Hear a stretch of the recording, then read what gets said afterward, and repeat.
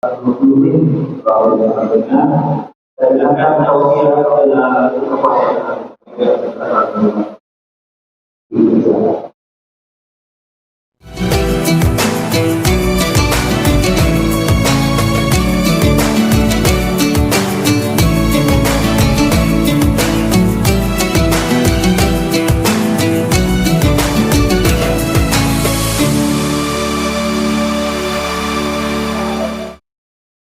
Alhamdulillahi Rabbil Alamin.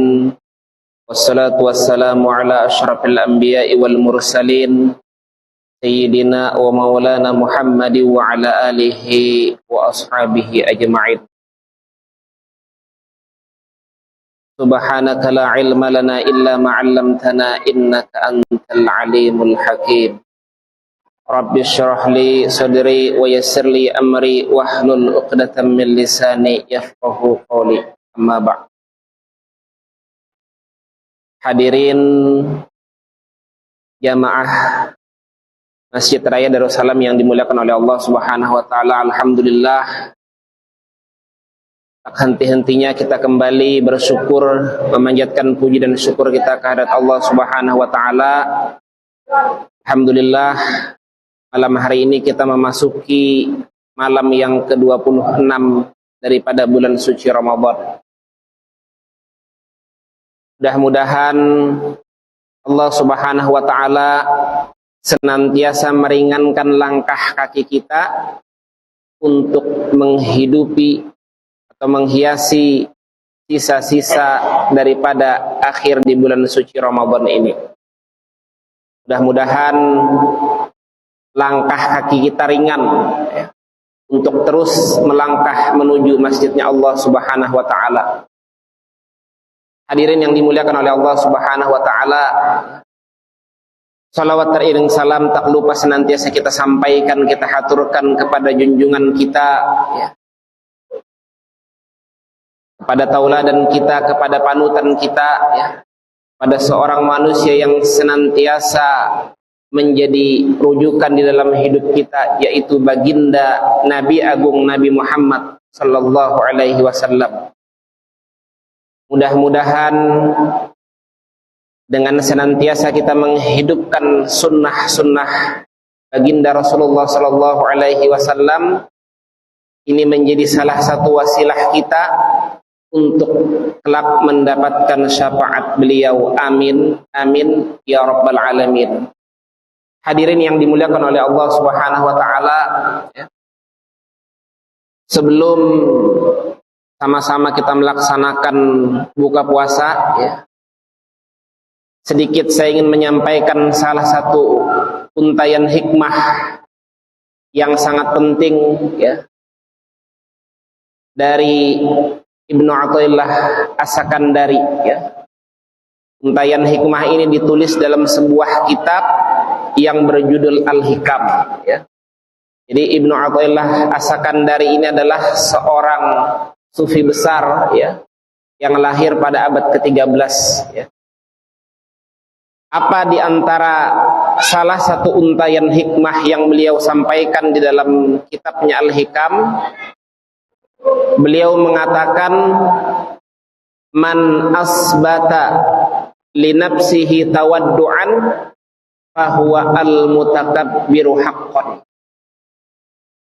Jadi kata beliau, barang siapa yang merasa dirinya tawadu, maka pada hakikatnya dia telah melakukan sebuah kesombongan. Sekali lagi kata beliau, man asbata li nafsihi tawaddu'an fahuwa al-mutakabbiru haqqan. Barang siapa yang merasa dirinya tawadu, maka sesungguhnya itulah sebenar-benarnya kesombongan. Hadirin yang dimuliakan oleh Allah Subhanahu wa taala, salah satu kejahatan pertama yang dilakukan oleh iblis, atau kejahatan pertama yang dilakukan di dunia adalah kesombongan iblis. Diabadikan di dalam Al-Quran surah Al-Baqarah, a'udzubillahi minasyaitonirrajim, wa idh qulna lil malaikati isjudu li adama fasajadu illa iblis. aba wastakbara wa kana minal kafirin. Dan ingatlah, ya, jika kami berfirman kepada para malaikat, sujudlah kalian kepada Adam, fasajadu, ya, maka mereka semua bersujud, illa iblis, kecuali iblis, aba wastakbar, dia enggan dan takabur, wa kana minal kafirin, maka dia termasuk dalam golongan orang-orang kafir. Hadirin yang dimuliakan oleh Allah Subhanahu wa taala, kesombongan ini merupakan satu sifat yang sangat berbahaya. Di dalam surah Al-A'raf, Allah Subhanahu wa taala bertanya kepada iblis, qala ma mana'aka alla tasjuda idz amartuk, qala ana khairum minhu khalaqtani min nar wa khalaqtahu min tin. Allah bertanya kepada iblis, wahai iblis, apa yang menghalangimu sehingga ketika aku perintahkan kepadamu bersujud kepada Adam engkau tidak bersujud? Apa yang dikatakan oleh iblis?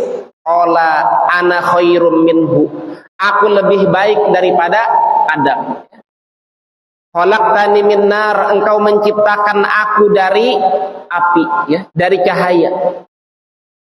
Wa khalaqtahu min tin, sementara engkau menciptakan Adam dari tanah, ya. Jadi yang menjadi perhatian kita adalah qala ana khairum minhu, perasaan aku lebih mulia, lebih baik. Nah, ini hati-hati Bapak Ibu, ya. Ini perasaan seperti ini seringkali terjadi karena 4 perkara, ya. Penyebab sombong itu ada 4. Yang pertama adalah ziyadatul mal, bertambahnya harta, ya. Karena kaya dulunya pakai motor, sekarang pakai mobil, ya. Waktu pakai motor masih negur tetangga, sudah pakai mobil, kaca mobilnya tidak dibuka, ya, tetangga tidak lagi ditegur. Nah, ini yang pertama, ziyadatul mal, ya. Hati-hati, harta hanyalah sebagai wasilah saja.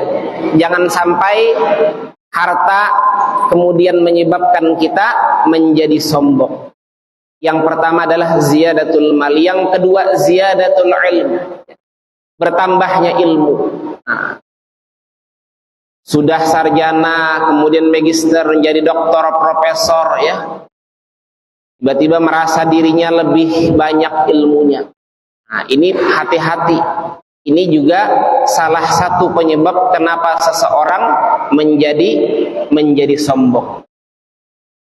Kemudian yang ketiga ziyadatul mansib, ya, bertambahnya posisi atau kedudukan.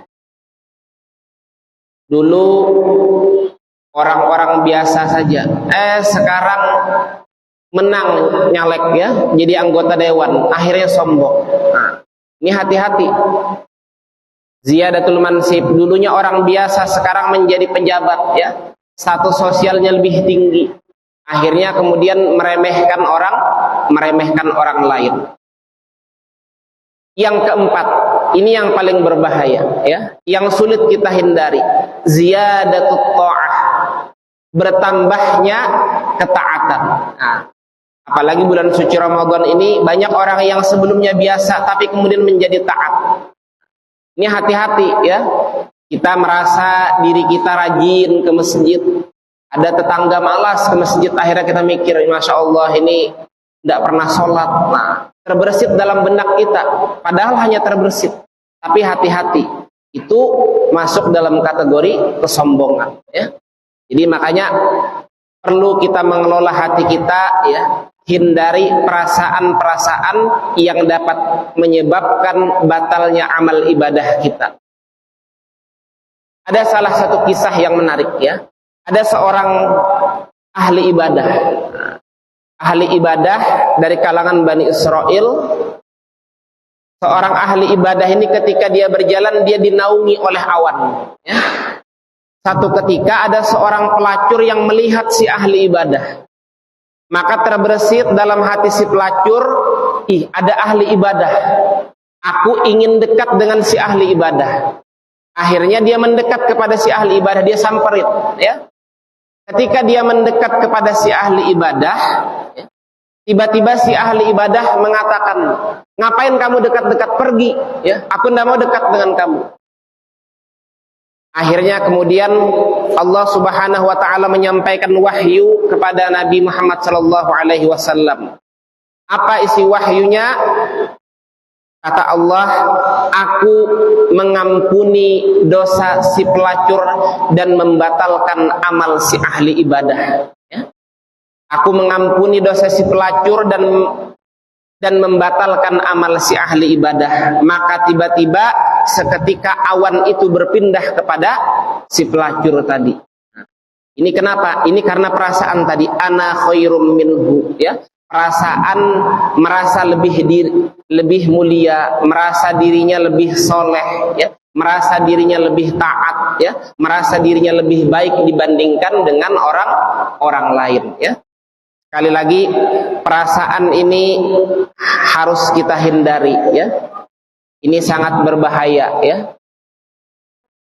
Abu Madian, seorang sufi dari Andalusia, pernah mengatakan, ya, perasaan rendah diri seseorang yang berdosa atau berbuat maksiat itu lebih baik daripada kesombongan seseorang yang taat ibadah. Sekali lagi, perasaan rendah diri seseorang yang berdosa atau bermaksiat itu lebih baik daripada kesombongan seseorang yang taat ibadah. Masih ada 4 menit Bapak Ibu, ya. Jadi hati-hati, ya. Makanya sekali lagi hindari penyakit sombong, ya. Karena kesombongan inilah yang menyebabkan iblis, ya, dilemparkan dari surga ke dunia, ya. Iblis sombong pernah masuk surga, ya. Kita sombong pernah masuk surga? Tidak pernah, ya. Jadi hati-hati. Jadi sombong itu bukan hanya dari sikap saja, bukan hanya dari ucapan saja, tapi bisa muncul dari perasaan diri kita, ya. Nah, kaitannya dengan kekayaan, Nabi mengatakan laisal ghina an kathratil arad walakinnal ghina ghinan nafs. Kekayaan hakiki itu bukan karena banyaknya harta benda, tapi kekayaan hakiki itu adalah kekayaan jiwa, ya.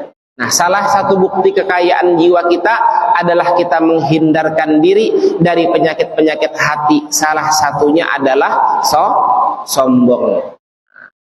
Jadi mari kita hindari sombong. Di dalam sebuah hadis, ya, Rasulullah sallallahu alaihi wasallam bersabda, la yadkhulul jannata man kana fi qalbihi mithqala dzarratin min kibrin, ya.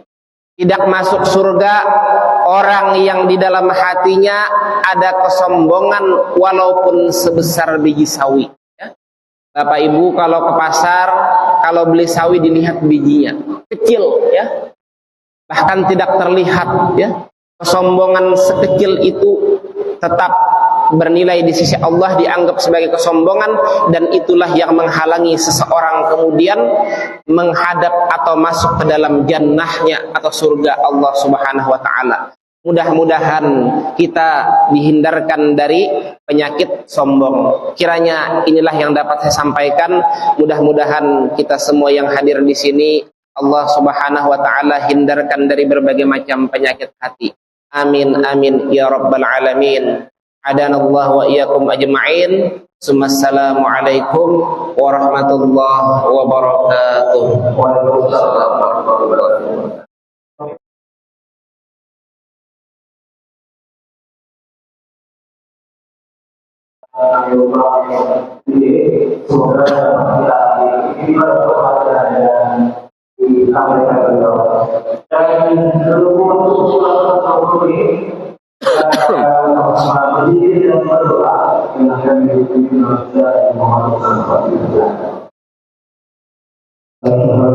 La ilaha illallah astaghfirullah nas'alukal jannata wa na'udzu bika min sakhatika wan nar asyhadu an la ilaha illallah astaghfirullah nas'alukal jannata wa na'udzu بك من سخطك والنار أشهد أن لا إله إلا الله أستغفر الله نسألك الجنة ونعوذ بك من سخطك والنار اللهم إنك عفو كريم تحب العفو فاعف عنا اللهم إنك عفو كريم تحب العفو فاعف عنا اللهم إنك عفو كريم تحب العفو فاعف عنا يا كريم يا أرحم الراحمين أشهد